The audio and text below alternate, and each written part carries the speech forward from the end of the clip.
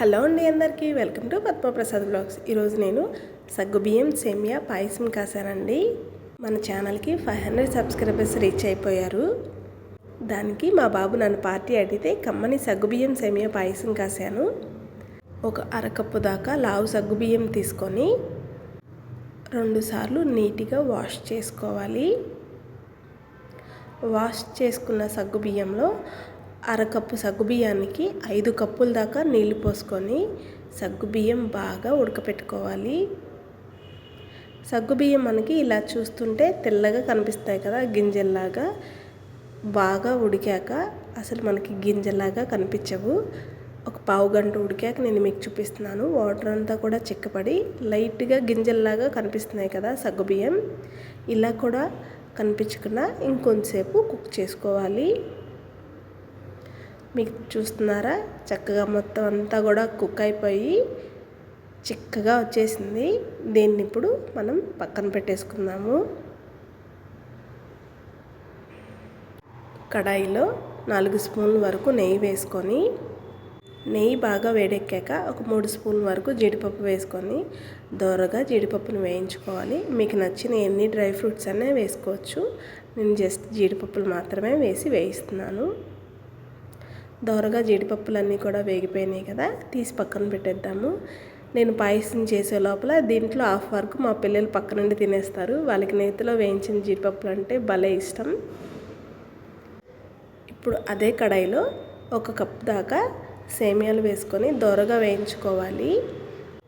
సేమియాలు లైట్గా golden colour change అయితే సరిపోతుంది. మరి బాగా వేయించాల్సిన అవసరం ఉండదు. బాగా వేగితే కనుక పాలల్లో నల్లగా కనిపిస్తే పిల్లలు తినడానికి ఇష్టపడరు. కొంచెం గోల్డెన్ కలర్ షేడ్ వస్తే సరిపోతుంది. చక్కగా ఫ్రై అయిపోయాయి. మీరు చూస్తుంటే మొత్తం ఒకసారి అంతా కలిపేసుకొని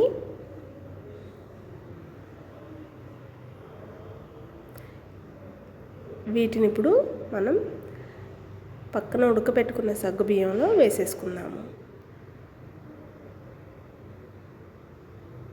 సగ్గుబియ్యంలో సేమియాలు కూడా వేసి ఒక 2 నిమిషాలు ఉడకనివ్వాలి. కలుపుతూ ఉండాలండి, లేదంటే సేమియాలు గడ్డల్లాగా కట్టేస్తాయి. సేమియాలు చక్కగా ఉడుకుతున్నాయి. మొత్తం అంతా కూడా కలిసిపోయింది కదా. ఇప్పుడు దీంట్లో 1 లీటర్ చిక్కటి పాలు కాచేసానండి. నేను పక్కన 1 లీటర్ పాలు చిక్కటివి కాచినవి సేమియా సగ్గుబియ్యంలో పోసుకొని పాలల్లో సేమియాలు చక్కగా ఉడకనివ్వాలి. ఇలా కాచి చూడండి. సేమియా మనం పొద్దున కాసుకొని ఈవినింగ్ తిన్నా కూడా చిక్కపడదు. పిల్లలు కానీ ఇంట్లో ఎవరైనా కూడా ఇష్టంగా తింటారు. ఒక్కొక్కసారి సేమియా మనం పొద్దున కాసుకొని సాయంత్రానికి చిక్కబడిపోతుంది కదా. ఇలా ట్రై చేయండి, కమ్మగా ఉంటుంది సేమియా పాయసం. సాయంత్రం తిన్నా కూడా చిక్కబడదు.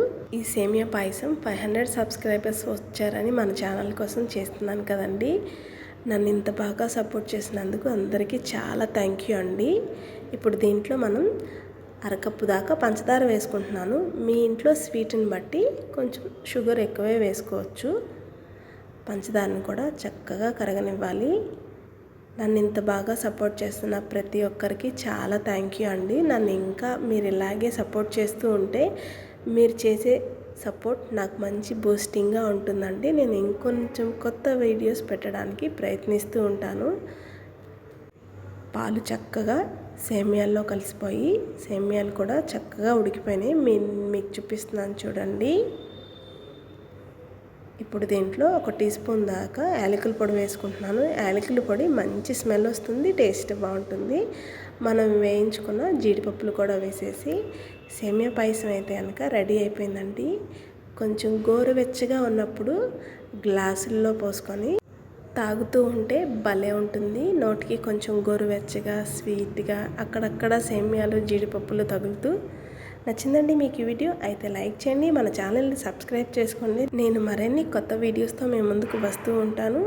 అలాగే మీరు కూడా ట్రై చేసి ఎలా వచ్చిందో నాకు కామెంట్ చేయండి.